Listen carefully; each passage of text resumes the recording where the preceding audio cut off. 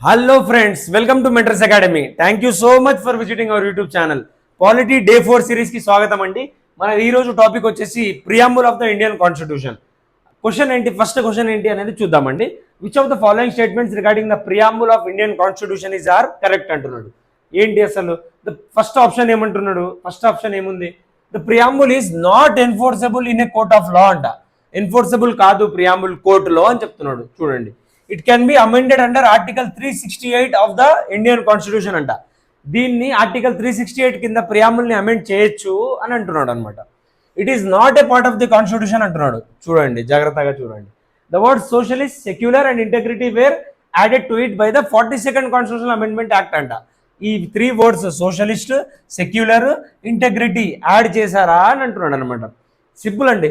First మీరు preamble అనగానే ఏం గుర్తుపెట్టుకోవాలి, అసలు ప్రియాంబుల్ ఎక్కడి నుంచి వచ్చింది, ఎప్పుడు ఎవరు ప్రవేశపెట్టారు, ఏం జరిగింది అంటే సింపుల్ అండి.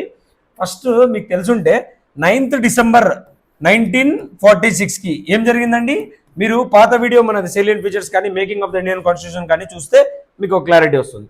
9 December 1946కి first meeting of the constituent assembly జరిగింది. First meeting of constituent assembly జరిగింది. ఫస్ట్ మీటింగ్ జరిగింది. ఓకేనా. 11th December ఏం జరిగింది, first chairman of the constituent అసెంబ్లీని ఎన్నుకున్నారనమాట.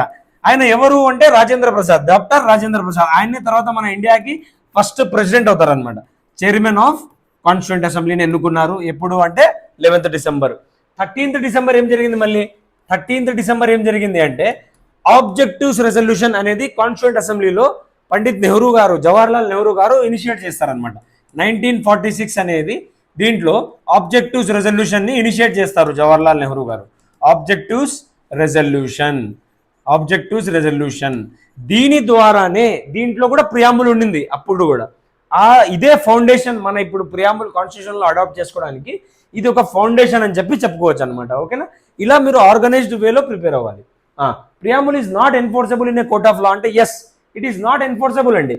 కోర్టుకి వెళ్తే ప్రియాంబుల్లో ఉన్న ఏదైనా మీకు ఇష్యూ జరిగింది, గవర్నమెంట్ ఇలా టేక్ కేర్ తీసుకోవట్లేదు, ప్రియాంబుల్ ఏమో చెప్పినారు కానీ ఎన్ఫోర్సబిలిటీ కోసం మీరు కోర్టుకు వెళ్ళారనుకోండి, వాళ్ళు సరిగా ఇంప్లిమెంట్ చేయట్లేదు అని చెప్పి కోర్టు ఏమంటది, లేదు preamble is not enforceable but it is a foundation, it is an identity, it is an guide towards the constitution అనమాట. గైడ్ అనమాట. ఓకేనా. రైట్. ప్రియాంబుల్